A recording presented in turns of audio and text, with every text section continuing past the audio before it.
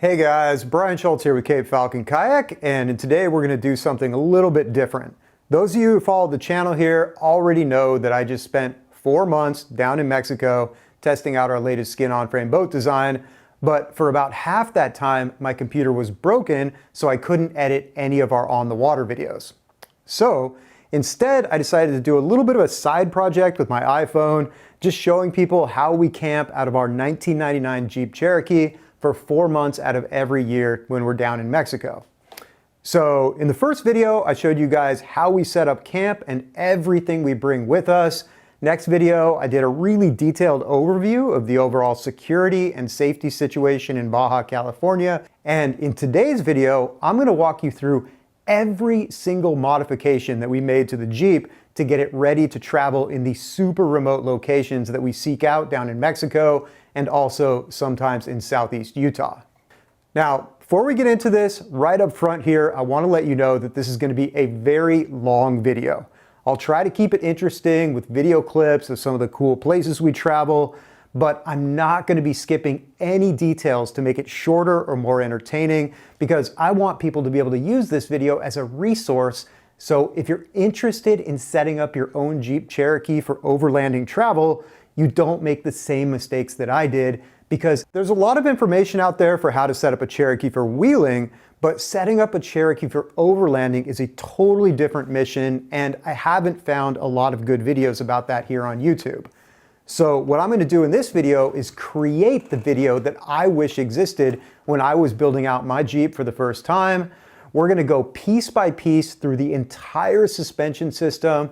We're going to cover the engine modifications, the body armor, the interior, and our mini off-grid electrical system. And we're going to do all of that with specific part and brand recommendations so you know which products that you can get away with buying something cheaper and which ones you really don't want to skimp on quality. Finally, if you learned something from this video, all I ask is that you hit that like and subscribe button and also check out our boat building content, because the only thing better than building out a Cherokee is building a badass boat to put on top of it. All right, so starting out with the vehicle, our rig is a 99 Jeep Cherokee, which in my opinion is one of the most overlooked options for an overlanding vehicle. Yes, it's small. Yes, it has a limited payload. Yes, it is not the safest highway vehicle. And yes, you kind of feel like a sardine packed in there with everything you need to live for 4 months. However, if you can live with those things, you also have a vehicle that is inexpensive, it's lightweight, it's really nimble in tight spaces, it's easy to work on, and it has more aftermarket support than literally any other four-wheel drive vehicle in existence. Now, having said that, the Cherokee does have some issues. Before 1991, the engine was a lot less powerful, and before 1996, the rear hatch was made out of fiberglass, which was prone to cracking. And then after 1999, they switched over to a much weaker low pinion front differential, and there was a flaw in the head casting, which caused quite a few of those heads to crack. Another thing that's worth knowing is that in 1997, they redesigned the body to make it stiffer and stronger. So really the sweet spot for a Jeep Cherokee is going to be anything between 1997 and 1999, although I wouldn't automatically exclude a 91 to 96 if it was in good condition with low mileage. Now, before we head over to the Jeep to check out these somewhat expensive modifications, I do want to make it clear that you don't have to spend a ton of money to do a lot with these vehicles. For example, when I bought this Jeep, all it had was 29-inch tires, a 2-inch budget lift, and a 1-inch transmission drop, and we drove the heck out of that thing all over Southeast Utah for years and had a ton of amazing driving and camping experiences. Unfortunately, one day I was driving on the freeway and my front differential exploded, which meant that I was gonna have to pay to have it re-geared.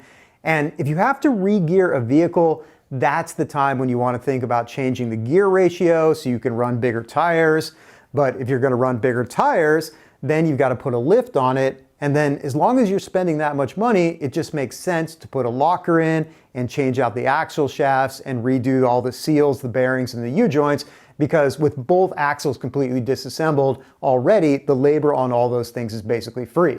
Now, if all that sounds expensive, it's because it is, but at the end of it, you're still spending a fraction of what you would pay for any other four-wheel drive vehicle which has equivalent capability. Now, just a quick note on buying a used Cherokee for your build. Even though you can save a huge amount of money by buying a rig that's already been modified, what you want to watch out for is Jeeps that have been modified poorly. For example, there's always a ton of $6,000 Jeeps on Craigslist where the owner put a cheap lift on it and really big tires with no additional modifications. And if they wheeled that vehicle in that condition, you can guarantee that the motor, the drivetrain, and the body has seen a lot of stress, and you really don't want to learn about what's about to fail on it when you're 100 miles from the nearest highway in the middle of the Mexican desert. Now, on the other hand, I've seen $12,000 Jeeps on Craigslist with most of the same modifications that I'm about to show you here today. And if a Jeep like that has less than 200,000 original miles and the owner seems like somebody responsible who's kept up on changing the fluids and has all the maintenance records, you might actually be able to buy a modified Cherokee for less than what it would cost to build one. Although personally, if it didn't have exactly the parts I was looking for, I would rather just start with a stock Cherokee that's been highway driven and well cared for so I can build it out exactly the way I want it. All right, I think that's enough for me talking right now. Let's go check out this Jeep. All right, so starting out with tires here, when I first bought this vehicle, it had 29-inch wide tires that were 8.5 inches wide on it, and those actually worked really well. I mean, the vehicle didn't look nearly as cool as it does right now, but we were running on the stock drivetrain and the stock gearing, and the vehicle still had enough power, and we didn't end up breaking anything. And I probably would have stayed with that configuration, but what happened is I blew up my differential, so we had to re-gear the vehicle, so I decided to re-gear it for 31-inch tires that were 10.5 inches wide. And the reason I went for 31 by 10.5 is because this is the largest size tire that will fit in the back of the vehicle. If you have to go any bigger than this, you're going to have to put it on top, which is going to take up valuable space, and also it's going to make you more prone to rolling over, or you're going to have to put it on the back, which is going to add way too much weight to the back of the vehicle because you have to have a tire carry as well as the larger, heavier tire. Now, you notice this is an all-terrain tire. It still drives okay on pavement. It has decent traction, but it does have all of this extra protection, which especially helps when you're airing down. Now, if you haven't heard the term airing down before, what that means is that we can let air out of the tire and it'll flatten down a little bit. In situations like driving over sand or driving over washboard roads, it helps you get better traction, and it also helps to smooth out the ride. Now, next thing we want to talk about here is the wheels, because if you're changing your tires, you're changing your wheels. And so what that meant for this particular Cherokee is I went with a wheel that is 15 inches in diameter, and then I changed the back spacing on it. And the back spacing is basically the distance from the edge of the flange to the back of the tire. And the reason that matters is because if you put a larger tire on with the original back spacing and you go to turn your wheel, it's going to bump into the frame on the inside. So the original back spacing on this wheel is 5.25 inches, I believe. And the wheel that I got to replace it was 4.25 inches. Now, you could go with an even wider back spacing than that, and it will give your vehicle a little bit more stability because you'll have a wider track. But the reason that I wouldn't go wider than this is because I often encounter narrow spots in tracks where I need every bit of how narrow my car is to be able to make it through that obstacle. Also, if you space your wheel out further, you're going to be throwing a ton of water and mud up onto the side of your vehicle. All right, so coming down underneath the vehicle to take a look at the suspension system and the axle and the drivetrain. I know this is kind of overwhelming looking at all these parts here, but I'm going to do my best to explain to you how everything works and the modifications that we made and why. All right, so this is a solid front axle suspension system, and I want to start by explaining how it's physically connected to the vehicle.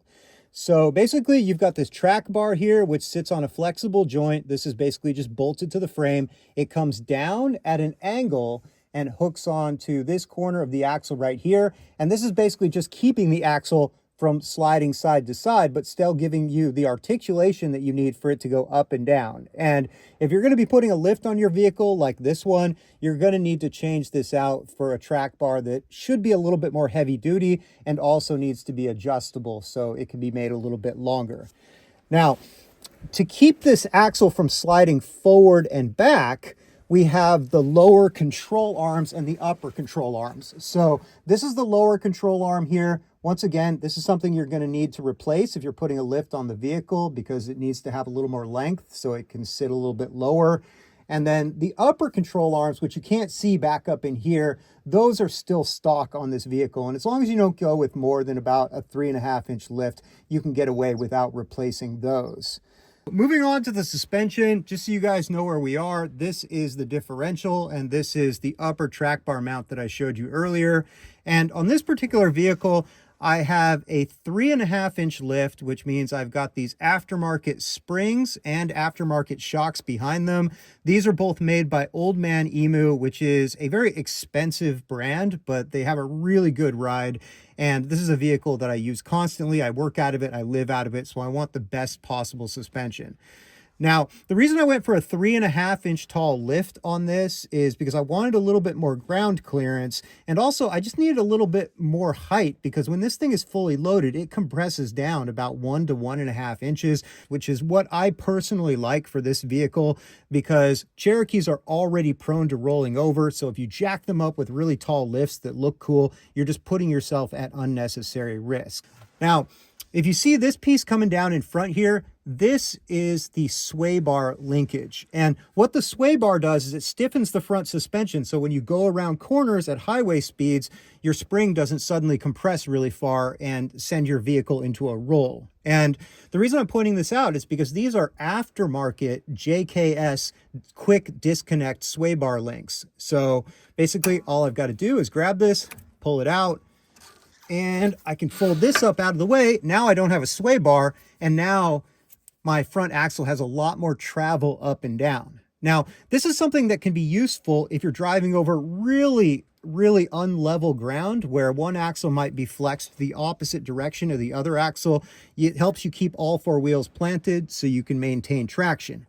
However, when you disconnect your sway bars, that does increase your risk of rollover if you're driving on a steep slope, if the car's angled sideways.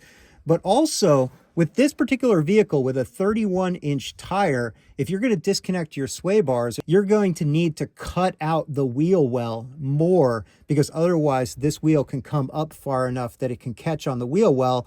And if you end up flexed into a situation where this is locked into the wheel well, you're not going to be able to turn the wheel, which means that you're not going to go anywhere. And so even though it is nice to have these disconnects, I barely ever use them. I'm usually not driving on really crazy uneven terrain like that. The biggest obstacle that I face, quite honestly, is driving in deep sand. And in that case, you really want all four wheels to be in the same planes. Now, very last thing I want to point out up here, if you look in the center of this spring, you can see there's this rubber thing coming down, and that is your bump stop. A lot of people will jack up their rigs and they forget about the bump stops. And what this does is it stops the axle from coming up to the point where the wheel is going to bind in the wheel well, like I just talked about. All right, so moving on to steering components. If we come up under the left-hand side of the front bumper, you can see up in here, this is the steering gearbox that connects to your steering wheel. And then that comes down to this piece of metal right here, which is called a pitman arm, which then connects to this piece right here, which is called the drag link, which then connects to this piece right here, which is called the tie rod, which then connects over to your wheels. Now, starting back up here at the steering gear, notice this piece here that's clamped around and is going back and is connected to the frame. This is a steering gear stabilizer. And what this does, if you're driving really hard through rough terrain, this is going to stabilize this area. So if you put a lot of stress here, you're not going to be creating flex and then possibly a failure. So if you're setting up a Cherokee for wheeling or overlanding, you want to make sure that you install this steering gear stabilizer right below the steering box. And then coming down the pitman arm here, we're just coming down to a standard Jeep Cherokee drag link. This is nothing fancy. I actually used to have a beefed up aftermarket drag link and I got rid of it because it was rubbing on my track bar and it was wearing out really fast. So just because something is expensive and beefy does not necessarily mean that it's better. So following down the drag link right here, you can see we come to a steering stabilizer. It's connected right here. It's got a little hydraulic arm and it's connected over there to the axle. And so this just helps to dampen the steering on your vehicle. There was one originally on these. This one's just a little bit beefier. Rough Country is not a particularly good brand, but it's definitely good enough for steering stabilizers. Now, as we come down this stock drag link here, you can see we've got this tie rod. This is not a Cherokee tie rod. This is actually a tie rod from a Grand Cherokee. And the reason I'm using a Grand Cherokee tie rod is because it's 1/8 of an inch thicker and it is significantly stronger than the original tie rod that came with this vehicle. And the reason that's important is look how exposed this is. This is right out in front. It's the first thing you're going to hit with a rock or something like that. So beefing up this particular component is useful. Now, you can get much heavier duty components for all these pieces, but the reason that I wouldn't do that is because if you get something that's so strong that it takes a really severe impact, it's probably better that this bends a little bit, because the alternative, if we come out here, is you could break your steering knuckle right here, or you could break one of these joints. And if this is bent a little bit, you're probably going to be able to limp home. But if you break any of these pieces, basically you're going to need a tow truck, or you're going to need some significant mechanical ability to take this whole thing apart and replace all of these pieces.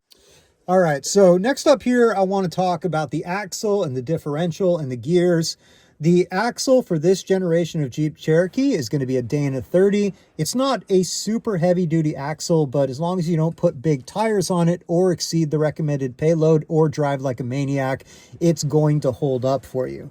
Now, if you want to do any of those things, you are going to have to change the gearing, you're going to have to beef up the axle, and you're probably going to want to change out your axle shafts. So assuming that you are willing to expend that amount of money, the way that I modified this assembly is, first thing I did was change the gears in here from 3.55 to 410, because that's the appropriate gear ratio for 31-inch tires on this vehicle.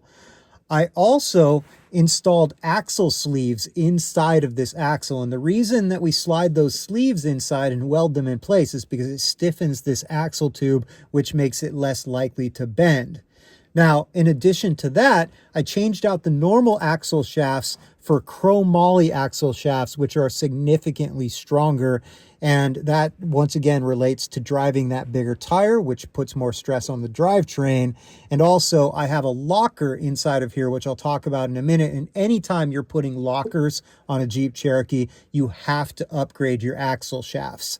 Now, just a quick side note, when you're upgrading your axle shafts, you have a choice to go with a bigger axle shaft, which is 30 spline, and that's going to take an aftermarket carrier assembly here to be able to receive that. Or you can go with the standards, which is 27 spline, and in that case, you've still got a stronger axle because it's made out of chromoly. But the advantage to that is if you break that axle, you can just slide it out, and then you can slide in a normal Cherokee axle shaft that you get from a junkyard. And that's a general philosophy that I keep with all of my modifications. There are places on this where I do have aftermarket stuff that is not compatible with the standard parts for the Cherokee, but I try to, as much as possible, keep everything cross-compatible with the original components, just in case I end up in a repair situation. Now, in addition to the axle sleeves and the chromoly axle shafts and the 410 gears that we put in here, I also added a front locker. Now, I just want to jump in here real quick because I'm realizing as I'm editing this that I didn't actually explain what a locker is or why you might want one. So basically the way that a differential works in a vehicle is it delivers power to both wheels, but it also allows those wheels to rotate a little bit independently of each other, so when you go around a tight corner, you don't end up dragging one of the tires. Now, where this becomes a problem is if you're driving off-road and one wheel loses traction, because in that case, a differential is going to send all the power to the wheel that's spinning, and the wheel that still does have traction isn't going to move at all. Now, least expensive way to deal with this is just to get out your shovel and your traction mats and try to get something underneath the wheel that's spinning. That way your differential can grab and you can move forward. However, if you have the money for it, you can also install what's called a selectable locker inside the differential, which will lock both of those axles together so the wheel that does still have traction can keep spinning and you can keep moving forward, which can really save your butt, especially if you're driving on sand. Now, the strongest type of selectable locker is going to be your ARB air locker, but the downside of the ARBs is that you need to have onboard air for it to work, and if the system leaks, then your locker isn't going to work at all. Now, another option is the mechanical aux locker, which I'm going to show you in the back of this vehicle. And the nice thing about the aux locker is that it's just a direct mechanical linkage, and even if that linkage fails, there's a way to turn the locker on and off at the differential. Finally, you've got electrically actuated lockers like the e-locker that I put in the front of this vehicle, which is actually a fairly solid little unit. It just wasn't the right choice for this particular Jeep, because for this style of e-locker to work, you have to turn it on before you lose traction, which doesn't really work with my driving style because I only use my lockers once I'm already stuck. Now, just to briefly touch on a couple other options, both lunchbox lockers and limited slip differentials also have the ability to lock up your axles, but the reason I wouldn't recommend them for a Cherokee build is because they are super unpredictable in low traction highway situations. And last thing you want in a vehicle that is already prone to rollover is a sudden fishtail when you hit a patch of ice, when you're driving on the freeway, when you're heading down to wherever you're planning to go off-roading. So if I was going to do this again, I probably wouldn't put a locker in the front of this Jeep, or if I was going to put a locker in, I'd put in an aux locker like what I did in the back. Now, last thing I want to mention here, and I'm just saying this so you guys don't make the mistake I did, is that this G2 axle and gear aftermarket differential cover is a really bad design. And the reason for that is the fill plug is significantly higher than the correct differential oil level inside the differential. And the reason that's a problem is because if you start dripping oil out of the bottom of your differential and you need to refill it, you really don't know how much you're putting in there because you can't see how much is in there already. And so the correct configuration for this and how all the other ones are made is this fill hole is at the correct level for the gear oil, which means that no matter what's going on, if you need to put more gear oil in, you're not going to risk overfilling your differential, which could cause the differential to fail.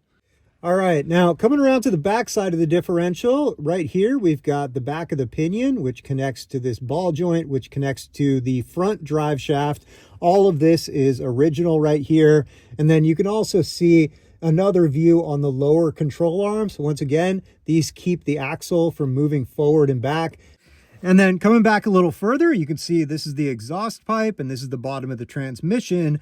And this is an aftermarket cross member that I bought to hold up the transmission. And the reason I bought this is because this cross member has an integrated transfer case cover in it. So right underneath here is the transfer case that delivers the power from the transmission to both the front and the rear drive shafts. And that's made out of aluminum, which makes it vulnerable. And so even though this is a fairly heavy piece, I felt like it was worth it because it keeps the weight really low in the vehicle, which just makes it more stable. And then if we ever do slam into a rock right in the middle of the vehicle, I'm not going to risk cracking open my transfer case. And then coming up back here, you could see the transfer case that piece is protecting. This is a new process 231 transfer case. These are very tough transfer cases. As long as this vehicle hasn't been abused, this is going to be fine for the life of the vehicle. But the reason I'm showing this to you is because anytime you're changing the gearing on your vehicle, you also need to change your speedometer gear. That way your speedometer is reflecting the correct speed of the vehicle. And also, if you're lifting the vehicle more than 2 inches, and definitely if you're lifting it more than 3 inches, you're probably going to want to get rid of the slip yoke, which is the splined shaft that slides in and out of the back of the transfer case that is connected to the rear drive shaft and change that for a slip yoke eliminator, which just makes this a hard connection. And then the slip gets integrated into an aftermarket drive shaft. So taking a look at this aftermarket drive shaft here, this is what's called a double cardan drive shaft, which means that it has two U-joints right here. And then towards the back of the drive shaft, you've got the slip joint integrated into the shaft. And then you've just got your standard U-joint here connecting to the pinion, which goes into the rear differential. And this is the back side of that differential and the rear axle assembly. There was multiple different axles offered on this generation of Cherokee. This is the most common. It's the Dana 35. Now, if you start looking on the internet, people are going to tell you this rear axle is trash and you can't drive 5 feet off road without bending this thing. And that is simply not true. The Dana 35 tests as strong on the axle tube as a Dana 44. The weakness of it is that it has a smaller gear ring on the inside because this is a smaller carrier, which means that there's a lot more stress per gear tooth, which means that if you drive it hard, you can blow up the gearing assembly a little bit easier. Now, whether or not this is really an issue, it just depends on how hard you plan to beat on this particular axle. Also, the original drive shafts back here, I think they were also 27 spline. Those are notorious for breaking if you put bigger tires on this vehicle or you put a locker in like we have in here. Now, another legitimate criticism of the Dana 35 rear axle is that at least this generation came with a C-clip that held the axle in place. And the problem with that is if you ended up breaking one of those axle shafts, the whole axle shaft could slide out of the car, you know, with your wheel attached to it, which is obviously not a good thing. However, there's also an advantage that people often don't talk about, and that is the fact that this smaller differential right here gives you almost an extra inch of ground clearance under the pumpkin when compared to the Dana 44. So if you're willing to stick to 29-inch tires and you don't put a locker in it and you don't overload the vehicle and you don't drive like a maniac, this Dana 35 is probably going to be fine for you. But if you're going to do any of those things, then you're going to want to start making some upgrades. So what we did specifically here is we added what's called a Super 35 kit. And what that does is that upgrades the 27 spline axle shafts to 30 spline, much larger axle shafts. And just a quick side note, those are plain steel axle shafts. Those are not chromoly. You don't want to put a chromoly axle in the rear of a Cherokee because the wheel bearing sits right on the axle shaft and you'll basically just wear down into a chromoly axle shaft because even though it's stronger, it's also softer.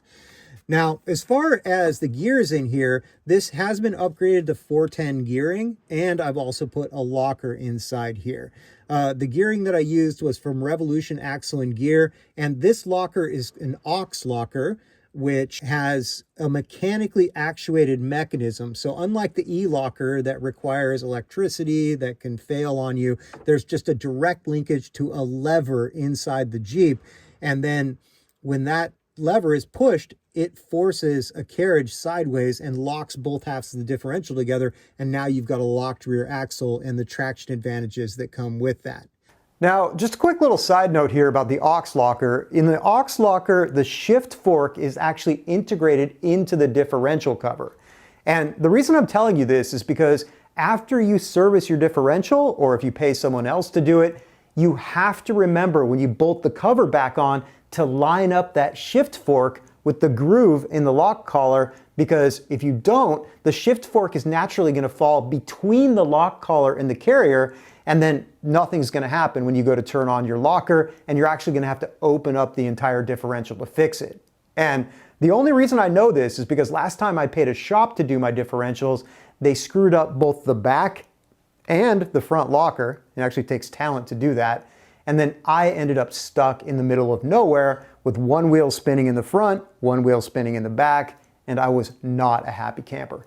Now, once again, Whether or not you really need lockers is debatable, because as long as you know how to air down your tires and you have recovery gear and traction mats, you can probably get away without it. But for me personally, I drive to some pretty remote places and often in very deep sand, and having these lockers, it just gives me a little bit of extra insurance for not getting stuck. However, it does come at the cost of an extra $1,000 per axle. So next up, let's take a look at the rear suspension. Obviously, this is the rear shock. Once again, this is an Old Man Emu. And then my spring pack here, I had custom built by a spring shop to give me exactly the softness and the ride height that I was looking for. Originally, I bought an off-the-shelf spring pack from Old Man Emu. It was a fairly tall and stiff spring pack, but it just couldn't handle the weight, and we ended up flattening out those springs to the point where we were beating the crap out of our bump stops, and I actually had to have a spring shop down here in Mexico recurve the springs just so I could get home. So when I got home, I bit the bullet and I went to a custom spring shop. I had them build this 7-leaf pack here. This pack gives me about 4 inches of rear ride height, or when it's loaded down, it ends up being more like 3 inches, and it's level with the front springs. So I don't have a recommendation for what to buy off the shelf, because your rear spring pack just depends on what you're doing with the vehicle and how much weight you're carrying. If you overspring your vehicle, it's going to ride super rough. If you underspring your vehicle, it's just going to flatten out like what happened to us. Now, as long as we're talking about the rear leaf springs, I also want to talk about the rear shackle. So you can see this is the back of the relief spring pack, and it hooks onto this piece right here, which is called the shackle. And this piece is designed to pivot a little bit, just gives you the necessary flex in your suspension so you don't break things. And the reason I'm pointing this out is because sometimes people will buy extended rear shackles that are a lot taller. It's a really cheap way to get a little more lift out of your vehicle, but it is a very bad idea, because if you extend this shackle longer, what that does is it puts a lot more torque on this bracket right here. And these brackets are one of the weak spots on these vehicles. If you really stress these frames, you'll start to crack these brackets because they're not all that well welded on here. So moral of the story, if you want to lift the back of your vehicle, get a proper spring pack. Do not go the cheap route and get extension shackles. And just like I mentioned in the front, you don't want to neglect your rear bump stops. If you're lifting your vehicle, your standard bump stop is not even going to come close to the axle anymore, which means that you're probably going to need some type of aftermarket plate like this right here. And then you can see we've got a rubber spacer that comes up. And then just like in the front, the purpose of the rear bump stop is to make sure that your wheel cannot flex all the way up to where it's touching the wheel well, because that will basically lock the wheel in place, and then you're not going to be going anywhere. So make sure you set these up properly. Now, the last thing I want to show you underneath the back of the vehicle is the gas tank. And the reason I'm mentioning this is because a lot of people think that you should always put a heavy steel cover over this. That way, if you're driving down ledges, you don't accidentally punch a hole in your gas tank with a rock. Now, I think that is a legitimate possibility if you're out wheeling and really pushing your vehicle to its limits. But in an overlanding context, especially if your vehicle is lifted and you've got larger tires, you've already got a pretty good departure angle at the back of this vehicle, and you'd have to be doing something pretty ridiculous to make hard contact with this gas tank. So when faced with the choice of putting a 70-pound steel cover on this, or saving 70 pounds and using that to be able to put more things in my vehicle, I'm going to skip the gas tank cover every time. All right, so coming back up topside here, now we can talk about aftermarket bumpers and body armor in general. So when I bought this vehicle, it came with these super heavy duty 1/4 inch thick plate steel aftermarket bumpers. And it is nice to have these, I guess, if you think you need to crash through a road blockade someday. But I feel like they're kind of overkill because the actual body metal that they're bolted into is much thinner. And also they're adding a lot of extra weight to the vehicle. Now, in the front of the vehicle, I'm not worried too much about that because it is hard to overload the front axle of a Cherokee because there's no place to stick any cargo up here. So I decided to leave this bumper up front because it's not hurting anything. And then you can see over here, I've also got a winch mount, but I don't actually have a winch on it. Instead, I've just got my high lift jack. Now, if you're wondering why I don't have a winch here, One reason is that it is an extra 70 pounds on the front of your Jeep. And not only is that now starting to overload the front of your vehicle, but also it's blocking your radiator. And one of the Achilles heels of this particular vehicle is that it has a small radiator and not very much airspace, which makes these vehicles prone to overheating. So if for some reason I was going to put a winch on this vehicle, I would get the type of bumper that integrates it down here, and I would never block the radiator up here. Now, moving around to the side of the vehicle, another thing that came with this Cherokee that I really like is somebody put some really low profile sliders on it. So you can't really see this, but basically they've bolted these angled pieces onto the frame here. And what these are for is if you hit a rock right here, it doesn't dent in the body metal of the vehicle. And also it reinforces and stiffens the frame here, because one of the downsides of a unibody frame vehicle is that it tends to be a little bit more flexible and a little bit more prone to actually starting to break its welds if you push it beyond its limits. So really like these low profile rock sliders, much better than the ones that bolt on and hang down to the side. Now, as long as we're on the side of the vehicle here, I just want to come up and take a look at this rack. Now, when I bought this vehicle, it actually came with a really nice ARB rack that made a platform on top of the vehicle. I went ahead and got rid of that and just put on this really cheap set of Yakima bars. And the reason is those other style of racks add about 100 extra unnecessary pounds to the top of the vehicle. So it's just making your vehicle top heavy, which makes it more prone to rollover. And that's 100 less pounds that you can put in your payload. Now, coming around to the back of the vehicle, this also is a super heavy duty bumper that was installed when I bought the vehicle. And if it wasn't so incredibly bolted on here, I would actually remove this whole thing, because this is approximately 120 pounds, whereas the stock bumper is more like 30, which means that if I took this off, I could put 90 more pounds in the back of the vehicle, which I would prefer. So the moral of the story here is, in an overlanding context, I think there is dubious utility to aftermarket bumpers. You can see this also had an aftermarket tire carrier that bolted on here. Really solid assembly, but once again, it was another 80 pounds. And pretty soon you've weighed down the whole back of your vehicle before you've even started filling it with camping gear. You can see we've got the spare tire back here. And I want to point out that a 31-inch spare tire will fit in the back of one of these vehicles, but just barely. So why don't I just open this up? You can see I've got a cover on here. That way when we're moving around back here, we don't get all black from the spare tire.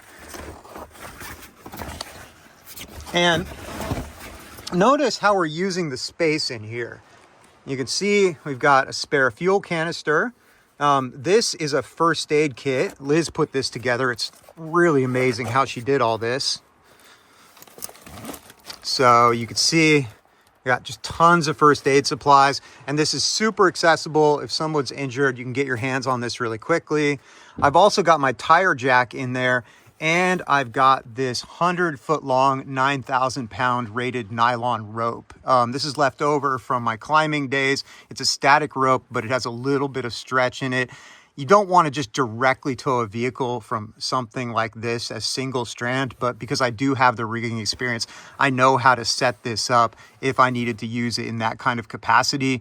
And because it's narrower and longer, I could use it for a lot of other things too. So the one thing you need to know, if you're going to put a 31-inch tire in the back of a Cherokee that is a 97 to 99, you're also going to have to remove the speaker that was right here, because even though it's a low profile speaker, the tire absolutely will not fit if it's 31 inches. You can see I've relocated it to right here. And then finally back here in the passenger side corner, there's a little space where you can fit some things. So you can see I've got a fire extinguisher that I can put my hands on real quick if there's an emergency. I've also got some spare fluids back here. I've got a can of WD-40, and I've got this electronics cleaner right here. This is so useful if you're camping in the dust, around salt and sand, because eventually your connections are going to start to corrode and you're going to get all kinds of gremlins. And the easiest way to diagnose that is just to start by cleaning all of your contacts, see if the problem goes away by itself. All right, so moving on to the engine modifications. What you're looking at here is the legendary AMC 242 4-liter straight six high output engine. This engine is a bulletproof piece of machinery if you don't abuse it. Most of these, even the ones that are up in the 280,000 mile range, still have good compression.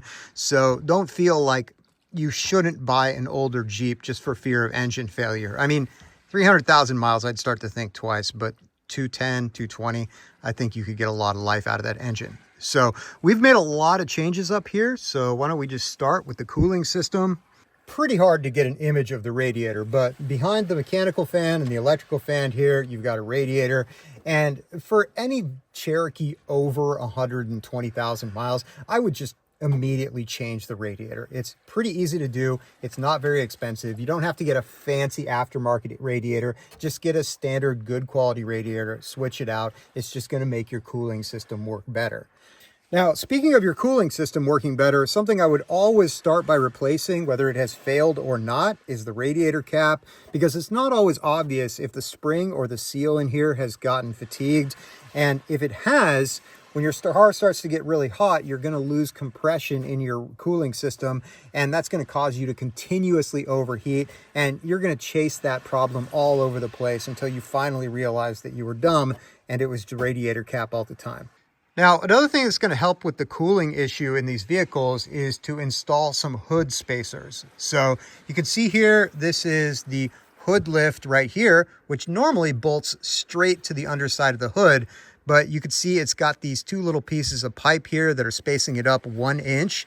And what this does is it lifts up the back of the hood a little bit, and that dramatically increases the airflow over the engine, which obviously is going to help cool things down.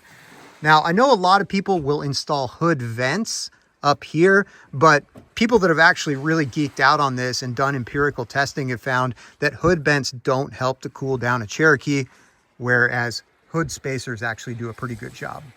Another thing I installed relating to the cooling system is just this little coolant flush port right here. This is a super cheap kit that you can get at O'Reilly's, probably available other places.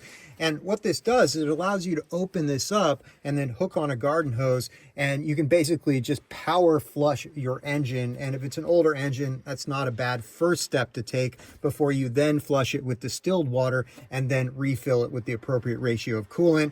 Also, as long as we're looking at this place, the thermostat is down here as well. And this is something I would just replace as a matter of course if I'm setting up any new vehicle.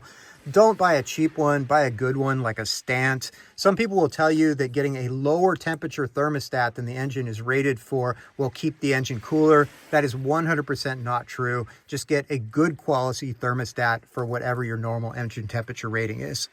Now, some other things I did, which are just basic maintenance, is to change all the fluids, change the spark plugs, change the spark plug wires, the distributor cap down here. And if the vehicle's over 100,000 miles and hasn't been maintained very well, oftentimes I will just go through and change as many sensors as I can find. And yes, I know the right thing to do is to actually test the sensors and see if they're failing, but sensors are cheap, it's easy to change them out, and it's just good insurance against having a sensor failure when you're somewhere out in the middle of nowhere. So what you're looking at here is the fuel rail and the fuel injectors, and the standard fuel injectors that come with this have a single hole. I have switched them out for aftermarket injectors that have 12 holes. More holes means better atomization of the fuel, which means better combustion, which gives you more power. Now, a couple caveats if you decide to make this modification. The first one is you never want to buy cheap injectors. The cheap ones off Amazon have a super high failure rate, which is not something you want to have happen in the middle of nowhere.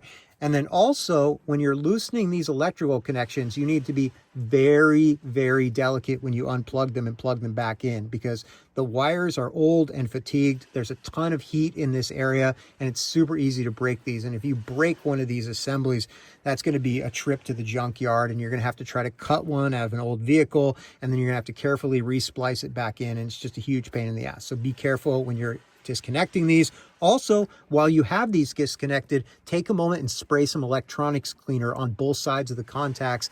That way, when you plug them back in, you make sure you got good contact on your injector actuator.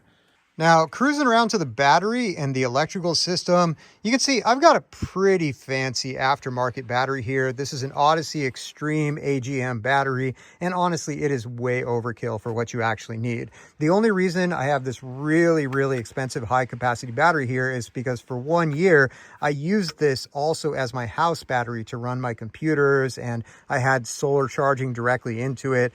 And it worked, but it really wasn't the best solution. So now I have a 2-battery system. Now, if you look at the actual wires coming off the battery here, you can see they are much bigger than normal. And this is what's called a big 3 or a big 7 upgrade, just depending on how many wires you want to replace. The idea is that you go a couple gauges up on your wire size from the connection from your negative battery terminal down to the engine block, and then also to the body metal. And then from your positive battery terminal here, you have bigger wires going down to the starter and then also going down to the alternator as well. This just gives you a little better electrical flow throughout the engine. But more importantly, taking the time to replace this stuff means that if you have any contact issues, you're going to solve those while you're replacing the wire. So that could, in and of itself, solve any electrical gremlins that happen to be happening in your system because of contact problems. All right, so now let's just go ahead and go inside the cab. You can see this is a 2-door Jeep Cherokee. I would much prefer that it was a 4-door, but this is the one that I found with the specs that I needed. And the first thing I want to call your attention to here is these aftermarket floor mats. You can see this is one molded piece of plastic here. So if it gets filthy like it is right now, or if you spill something down in here, it's not going to soak a bunch of crud and get your liner to your car dirty.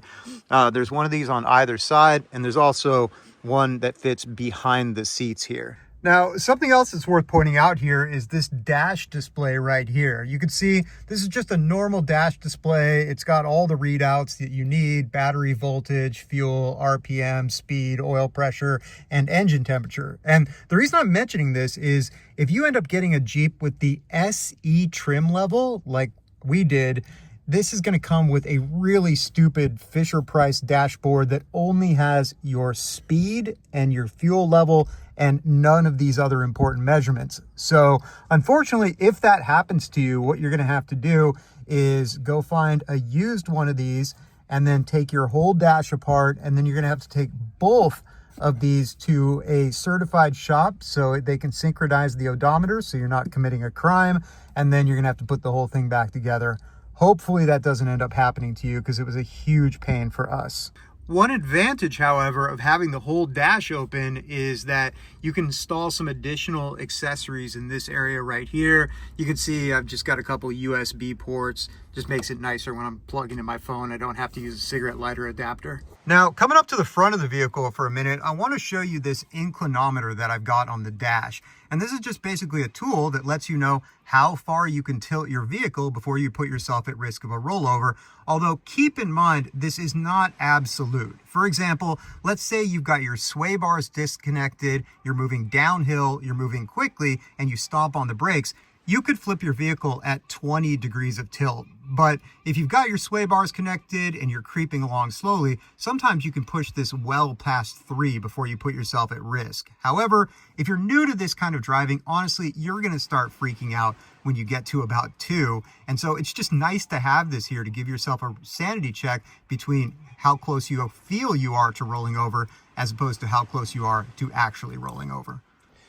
Now, coming down here, you can see that I've got an aftermarket transmission temperature sensor gauge. And I think this is a great modification for a Cherokee because, like I mentioned before, things like to get hot. The transmission cooler in this vehicle is integrated into the radiator, which is already a little bit undersized. You can compensate for that somewhat by putting an external transmission cooler in front of the radiator, but that then is blocking that same radiator, so I'm not sure you get a whole lot of net gain.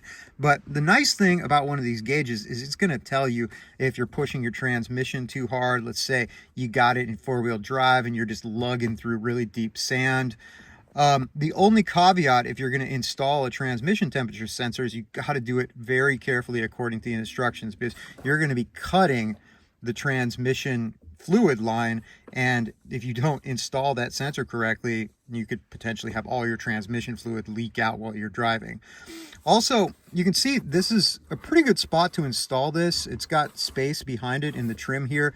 However, when the four-wheel drive lever is all the way down right here, just in two-wheel drive, I can't actually see this gauge. So if I was to do this again, I would push this up another 1/2 inch, and then it would be easier to see what's going on while I'm driving. Now, coming over here, you can see I've got the actuator for the e-locker. This is actually in a really stupid position. This isn't my fault. A shop installed this here. I would much prefer that this was right here on the console. So if my arm was resting here, I could just flick that on and off. And that's really important with a front locker, because most of the time you're using front lockers really selectively, and you want to be able to turn them off really quick in certain situations. Now, my rear locker here, which is an aux locker, which is a mechanically actuated locker, this is exactly where I want it to be. I've got my four-wheel drive lever here, e-brake, and then if I need to put on that locker, all I got to do is that, and then I can take it back off again. Now, checking out the seating here, something that Liz found online that I absolutely love is these seat back organizers here. You can see they've got all these little loops to clip things. They've got all these little pockets. And in a vehicle as small as a 1999 Jeep Cherokee, being super well organized helps you to save space. And so, you know, we've just got all kinds of random stuff. We got grocery bags down in here. Got a bunch of ball bungees, which I use for everything. I've got my air down tool right here. And then down here behind the seat, I've got my air compressor, and I've got a tire patch kit. Beside the seat over here, I have a really aggressive pruning saw.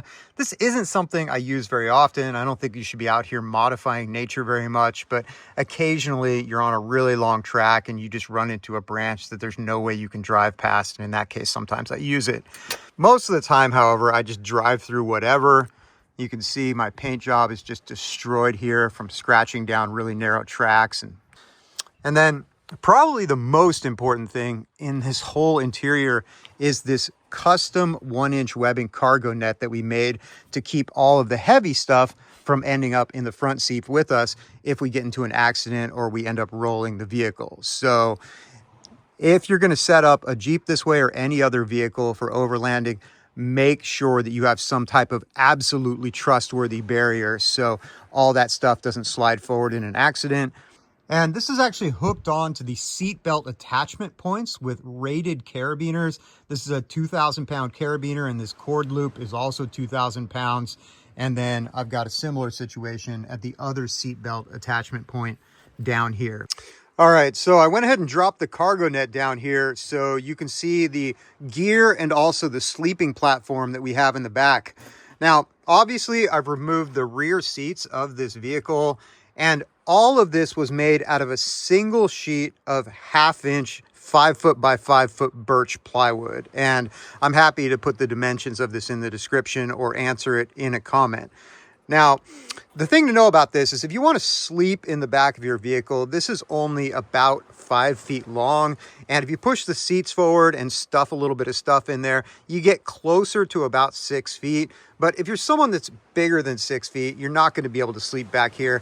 And really, unless you're sleeping on a diagonal, you're never going to be able to sleep back here with the rear hatch all the way closed. However, myself and Liz are just medium-sized people, so this works really well for us. Now, in case you're wondering how this platform is sitting in here, this is one of the cooler things about this setup. So let me show you how I did this. Basically, this board is split into 2 parts, and what that allows me to do is I can lift this up like this, and look at all the stuff I've got underneath there. So I'm just going to come over here and hook this with this bungee. So now it's going to stay up and out of the way. And then look at all the stuff I've got under here. This is all of my medications. We've got a little bit of spare food down here. We've got tools that I don't need access to very often. Over here, we've got the off-grid battery setup, which I'll go through in detail here in just a minute. But the important thing here is that there is a ton of space down here if you utilize it wisely. You just have to make sure that you build these support boxes the right height, so when the plywood comes down, the whole thing's going to sit nice and level. So looking close up at the construction of these boxes, the sides and the ends of the box are just simple 1x8s. So this is 3/4 of an inch thick by 7.5 inches tall. And then it's got a 1/2 inch thick plywood base on it. So the overall height of this right here from top to bottom is 7 3/4 inches tall. That's an important measurement. Make sure you write that down. Now, the width of both of these boxes is 12 inches wide. Actually, if we look at it exactly there, it looks like it's more like 11.5. So 11.5 inch wide boxes. And the one on this side, the driver's side, is 18 inches long. And then over here on the passenger side, this box is only 17.1/8 inches long. So a little bit asymmetrical from side to side. And I want to point out that these boxes are also, like I said before, sitting on one of those plastic mats. So if you spill anything down in the bottom there, it's not just going to soak into the upholstery. Also, these are bolted in place. And so the way I do this is that once I get the platform built and I get the boxes built, I just float everything around until it lines up. And then once it lines up, I drill right through the bottom of the boxes, out through the bottom of the vehicle, making sure I don't hit any important wires or tubes. And then I bolt this from the bottom side. That way I can lower the platform down. It's going to stay perfectly on top of this, and I can screw the platform down. That way this whole area is secure if we leave the vehicle.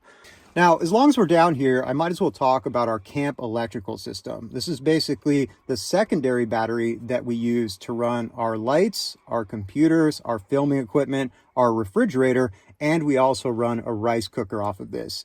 And this is a fairly moderately sized setup. You're not going to be running a microwave or a cook stove off of this. If you want really high drain appliances, really you should be upgrading to a bigger vehicle where all that stuff is going to fit.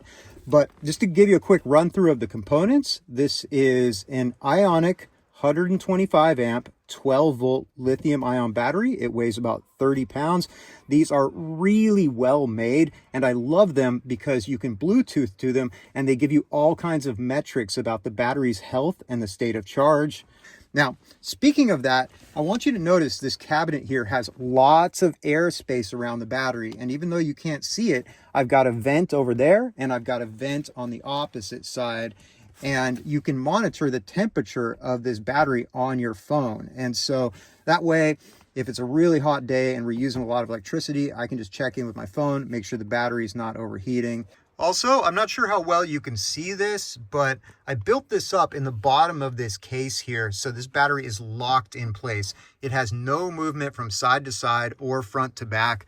I do still need to add a hold down on top of it. However, anytime we're actually moving, I've got the platform screwed down on top of this, so it only has a tiny bit of vertical travel. Now, feeding into this battery, we have a Victron Energy Orion XS50 DC to DC charge controller. So this is basically coming right from the main starting battery in the alternator, and it steps down or steps up the charge to the correct charging voltage for this battery. Over here, we've got the solar charge controller. So this is also a Victron. It is a maximum power point, 100 watt, 20 amp charge controller. To do this again, I would have actually gotten the 30 amp. That way I'd have a little more headroom if I want to switch to a bigger solar panel array. But as of right now, we are feeding this with a 200 watt portable solar panel, and that keeps up pretty well with our energy needs, although there's some times that I wish I had another extra 100 watts of generation. Now, just like the Ionic battery, both this thing and the DC to DC charge controller have Bluetooth connectivity, so you can always be monitoring how much energy you're making, and you can check the history of how much energy you've made over time. And then looking the other direction, underneath the passenger side seat, I've mounted a 500 watt Victron DC to AC inverter. And I'll admit, this is a very tight fit down here. The reason that I have this mounted to plywood is because if this can shift even a little bit, it's going to block the lever for the seat slide mechanism. So if you're going to set up your inverter down here, you can't go any bigger than this 500 watts, and you've got to make sure it's perfectly centered so the seat can slide. And if you're wondering why I go with all Victron products, it's because even though they are more expensive, they are much higher quality than a lot of the other products out there. And you really don't want to have an electrical failure in your car and end up burning something down because something was underrated and it got too hot and it caught fire. Most of the Victron things you can run at their full rated capacity continuously, and they will last a long time and they will stay cool enough at that rating. And if you're wondering what this little red box off to the side here is, this is a DC distribution center. This is running DC electricity straight from the battery to a fuse block right in here. And then I've got various outputs for different devices. And the reason this is useful is because if you have devices that run on DC only, obviously you can only run them on that. But if they give you a choice of running on AC or DC, it's better to connect them directly to the battery rather than run them through the inverter, because the inverter is going to give you about 15 to 20% efficiency loss just because it's transforming that energy. So if you have the choice, run things off of DC instead. Now, just to finish up on the outside of the vehicle, something I forgot to mention earlier that I really like about this Cherokee is the spray-on bed liner that the previous owner put on the hood. This is something I would have never thought to do myself, but it's been really useful for stacking things on here while we're in camp so they don't slide off. And also, obviously, it's not going to get scratched up because it's already covered with bed liner. This is definitely something that I would do on any new Cherokee build from now on. All right, guys, so I think that's pretty much it for this insanely long and detailed video of how to set up a Jeep Cherokee XJ for overlanding. I know this was a lot of information, but just like with my boat building videos, the goal here is to give you all the information you need so you can start making choices and start building out your Jeep without having to do a whole bunch of additional research.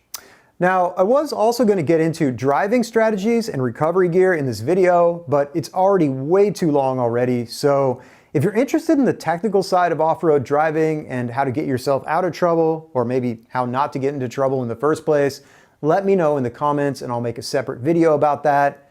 Also, like I said in the beginning, if you got something out of this video and you want to support the channel, make sure you check out our boat building and our fishing videos as well. If you have the skills to modify your own Cherokee, you definitely have the skills to build your own boat. Okay, so that's it for now. As usual, if you like this video, make sure you hit that like and subscribe button. And don't forget to check out our website, capefalconkayaks.com, where we have skin-on frame building video courses, plan sets, and various free skin-on frame resources.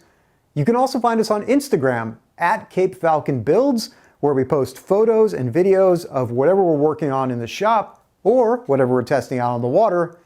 And you can find that same content on the Cape Falcon Kayak Facebook page as well. So that's it. Take care. Be safe on the water. I will see you next time.